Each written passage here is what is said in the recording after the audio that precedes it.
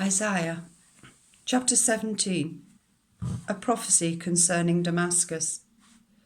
See, Damascus will no longer be a city, but will become a heap of ruins. The city of Aroer will be deserted and left to flocks, which will lie down, with no one to make them afraid. The fortified city will disappear from Ephraim, and royal power from Damascus.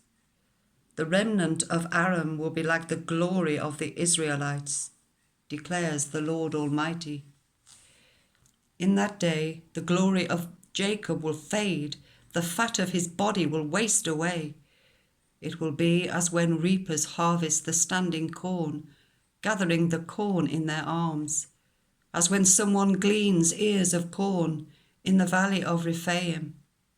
Yet some gleanings will remain, as when an olive tree is beaten, leaving 2 or 3 olives on the topmost branches, 4 or 5 on the fruitful boughs, declares the Lord, the God of Israel.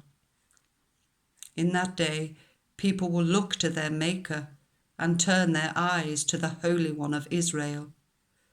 They will not look to the altars, the work of their hands, and they will have no regard for the Asherah poles and the incense altars their fingers have made.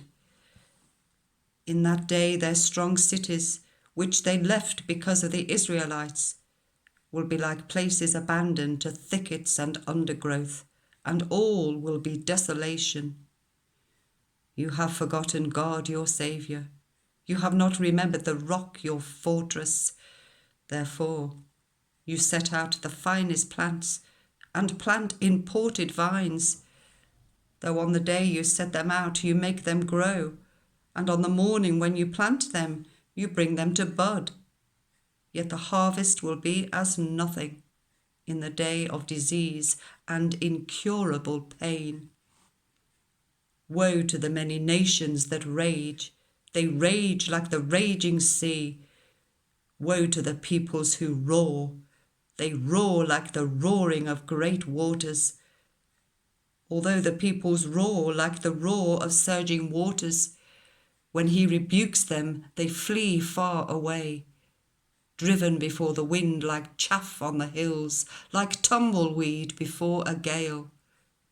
In the evening, sudden terror. Before the morning, they are gone.